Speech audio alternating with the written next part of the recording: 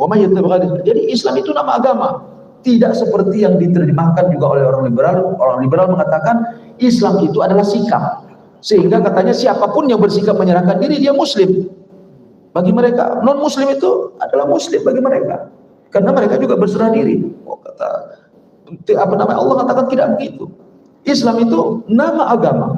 Karena di sana dijelaskan dalam Al-Qur'an paling tidak di 4 ayat, wa may yabtaghi ghairal islami dina raditu lakumul islami dina wa may yabtaghi ghairal islami dina. Itu Allah menyebutkan siapa yang mencari agama selain Islam, Islam itu aku ridhoi sebagai agama. Tapi Islam pada saat yang sama mendeskripsikan tentang apa makna daripada agama itu.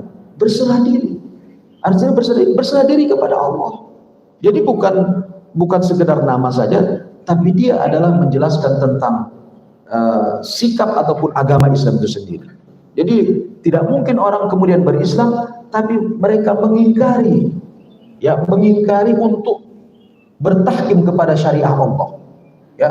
Nah, sebutkan ini, mohon maaf sudah suruh. Saya bisa minta 5 menit lagi sedikit.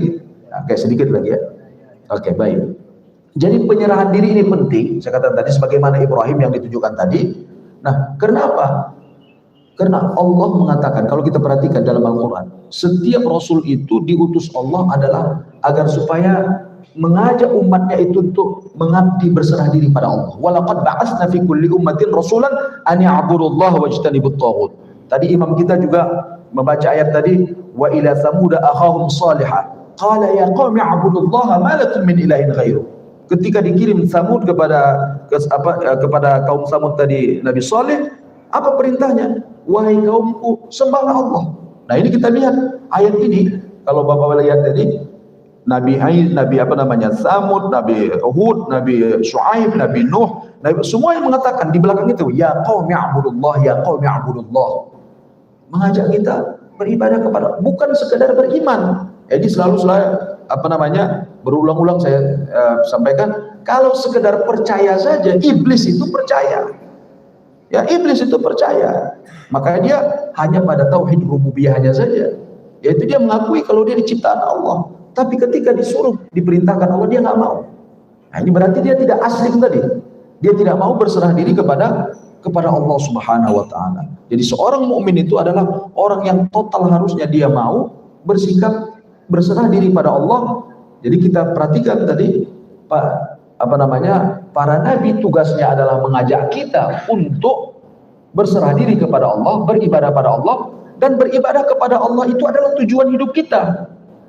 Ya kan? Allah mengatakan, aku tidak ciptakan jin dan manusia kecuali untuk mengabdi berserah diri kepada Allah Subhanahu wa taala. Sehingga oleh Ar-Raghib Al-Asfahani dalam kitabnya ini dia katakan, kalau Anda tidak berserah diri pada Allah dan tujuan Anda diciptakan adalah untuk berserah diri pada Allah, berarti makna kemanusiaan itu sudah hilang. Karena tujuan Anda diciptakan adalah untuk mengabdi pada Allah. Anda tidak melakukan tujuan tersebut, berarti Anda kehilangan makna diri Anda sebagai manusia. Ya tadi misalnya alat-alat yang ada di sekitar kita ini, kalau diciptakan dia untuk suatu tujuan, lampu ini misalnya untuk menerangi. Ketika dia sudah tidak bisa menerangi, apa yang kita lakukan? Kita buang, karena dia sudah tidak berfungsi lagi. Kipas ini untuk memberikan kita hawa dingin. Kalau dia sudah tidak berfungsi lagi, kita buang. Artinya makna dia sebagai kipas sudah tidak ada maknanya. Begitulah kita manusia.